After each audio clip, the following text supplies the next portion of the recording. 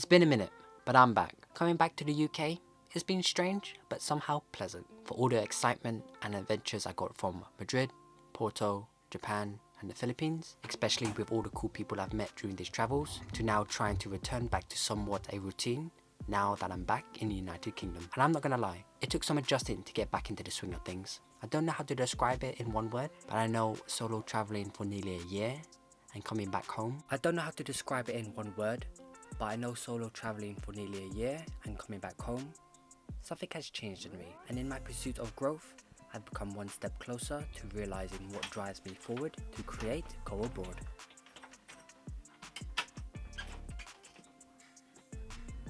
But here's some things and questions that can help you that I considered during my time solo traveling around the world. So the first thing we're going to talk about is insurance. I'm going to be honest with you. There's so many travel insurances out there.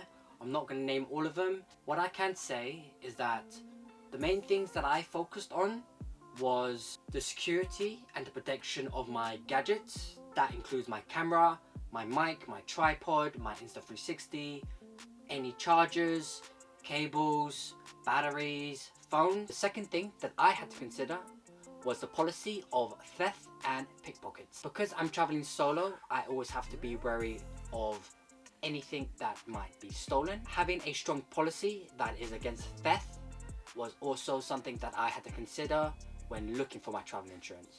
And the last thing that I considered when looking for travel insurance was how easy was it to make a claim if something did happen. When I was looking for travel insurance companies, I also looked at the reviews as well as the process on how they proceeded when you do make a claim. So a little tip that could help you when you are making a claim is to take a picture of all your belongings, from your suitcase to your clothes to the gear to the gadgets, everything.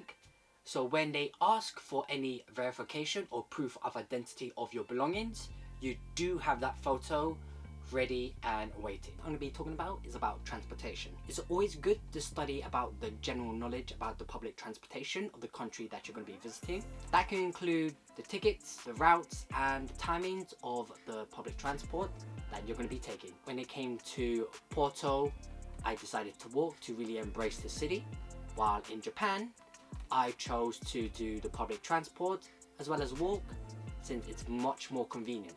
And the last thing is about planning your itinerary. If you know any activities or destinations that you want to do when you do visit your country, it's always nice to plan ahead about the route that you're going to take, as well as how much it's going to cost, to how long it's going to take for you to get to your destination, as well as the activities that you can do at your destination, since that will just save you more time and preparation compared to actually planning it on the day. And by planning your day, you'll save you less stress if something does go wrong, and you'll be able to navigate it much better compared to if you didn't plan it and you're trying to figure out a solution on the spot. With like potential spontaneous trips that I've done, mostly around with other people, whether it be rock climbing to walking around to my fellow roommates, it's always nice to have that opportunity or have that little opening to allow yourself to experience something new, especially with somebody who's also solo traveling.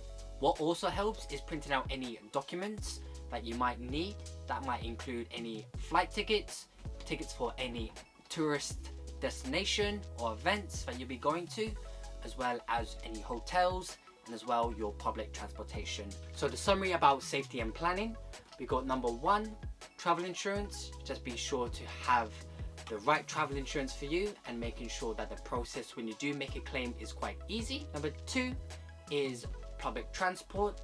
Just knowing the rules of their public transport and how they do things helps you a lot.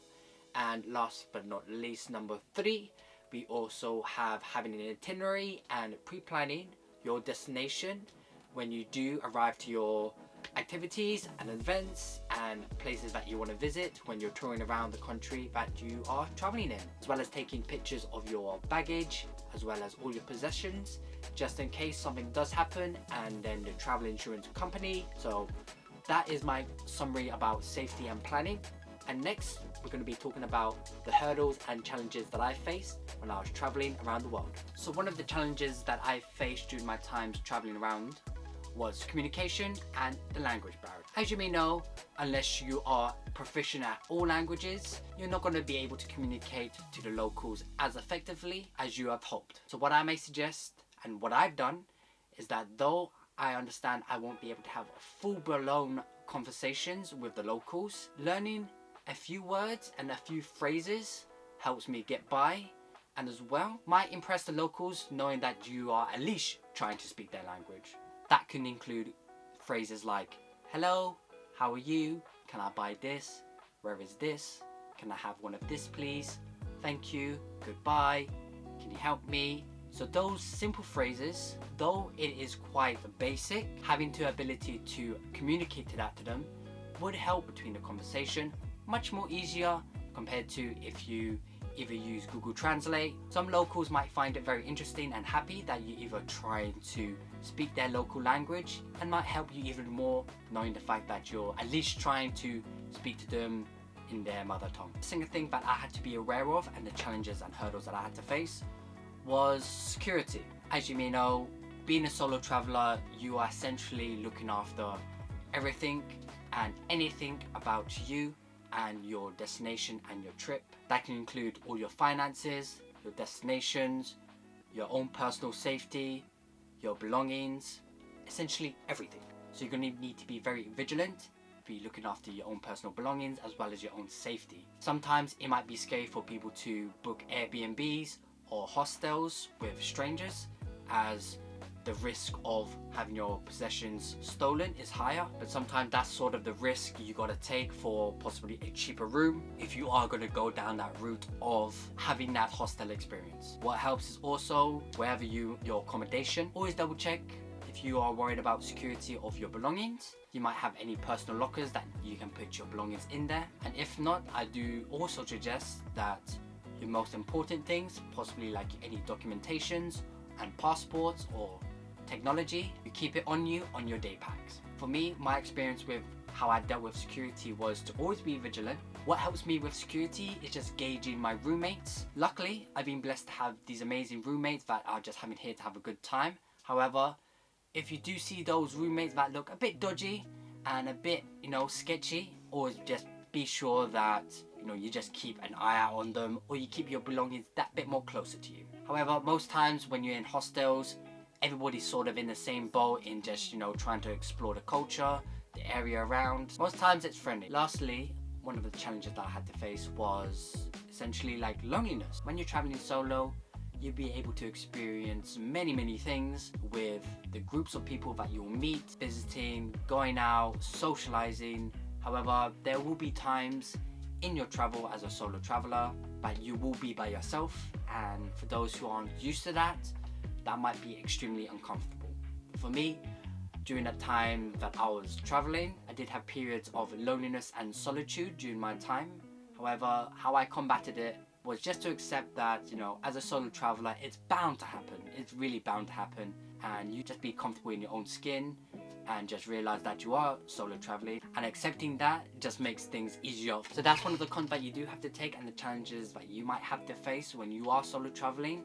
For me, every challenge is always good, so I took that in stride. With that, I just came out better. So what is it like being back in the UK? I'm gonna be honest with you. The first few months, I had the massive travel blues. I was super sad. From coming to the Philippines as my last destination to England or United Kingdom, to which it was completely cold, wet, cloudy. I did get a bit sad, I'm not gonna lie. As well as that, I had to say goodbye to all the friends that I've met during my travels. So that was kind of bittersweet when I did have to say those final goodbyes. It was very tough for me, and I did feel that travel blues when I did arrive in the United Kingdom. However, over time, after 2 months, as I got back into the rhythm of things, it got a bit more better. And with that, the weather got better. Surprisingly, it's the United Kingdom. So what have I been doing in the United Kingdom so far? So during the time that I was adjusting in the United Kingdom, I've been job hunting, freelancing, just been working out, as well as just meeting all my friends and family and catching up with them. So what are you going to expect from me now, coming forward? Since I'm in the United Kingdom and I haven't really shown much of England, I'm going to be taking you around the United Kingdom to show you what the United Kingdom has to offer and some adventures and activities that you can do here. So those are the few experiences and thoughts that I had in mind when I was solo traveling as a content creator. I hope this helped you a little bit in guiding you in your own experience when you do solo travel. So if you want to support me and this channel, be sure to like, subscribe and hit the notification bell down below. And do let me know in the comments any questions about solo traveling. Do let me know and I'll try my best to accommodate all your questions. I hope you're enjoying this video and more videos to come up, and I'll see you till next time.